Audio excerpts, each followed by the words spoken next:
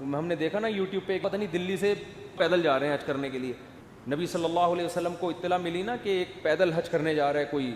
منت مانی ہوئی اور طاقت بھی نہیں تھی، آپ نے فرمایا اللہ کو اس کی ضرورت نہیں ہے کہ تم اپنے آپ کو اس مصیبت میں ڈالو۔ قرآن کہتا ہے الذین ضل سعیہم فی الحیاۃ الدنیا وہم یحسبون انہم یحسنون صنعا۔ قرآن کے الفاظ ہیں بھائی، ہندو یہ نہ سمجھیں کہ میں تو اسلام کی بات کروں گا نا، آپ کا مذہب اگر یہ کہتا ہے تو ٹھیک ہے بھائی، آپ اس کو فالو کریں، آپ کو نہیں سمجھ میں آ رہا تو ہم کیا کہہ سکتے ہیں، لیکن ہمارا جو مذہب ہے وہ ہمیں کیا کہہ رہا ہے، وہ یہ کہہ رہا ہے کہ الذین ضل سعیہم فی الحیاۃ الدنیا، کچھ لوگ دنیا میں ایسے ہیں کہ جن کی کوششیں برباد ہو جائیں گی دنیا میں، حالانکہ وہ یہ سمجھ رہے ہیں کہ وہ بہت اچھا کام کر رہے ہیں۔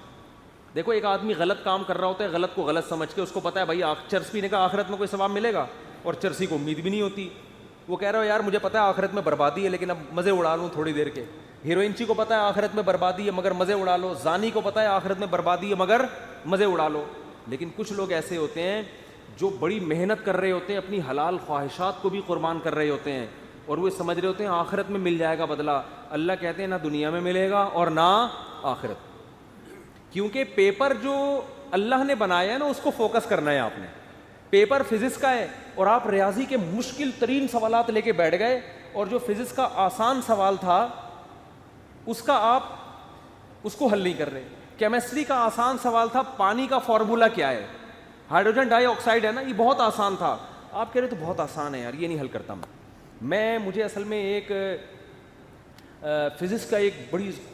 پیچیدہ ایکویشن ہے اس کو میں حل کر سکتا ہوں، اس کو بیٹھ کے آپ نے حل کرنا شروع کر دیا۔ عقل مند کہے گا بھائی تیرے سے جو پوچھا گیا ہے اس کو تو فوکس کر، جو سوال پوچھا نہیں جا رہا اس کا جواب کیوں دے رہا ہے۔ اب آپ جواب میں یہ کہیں یار دیکھو میری اتنی محنت کر کے میں نے فزکس کی ایکویشن کو حل کیا ہے، میں یہ سوچ بھی نہیں سکتا کہ ممتحن اور ایگزامینر میری اس محنت کو ضائع کر دے، یقیناً 100 نمبر دے گا۔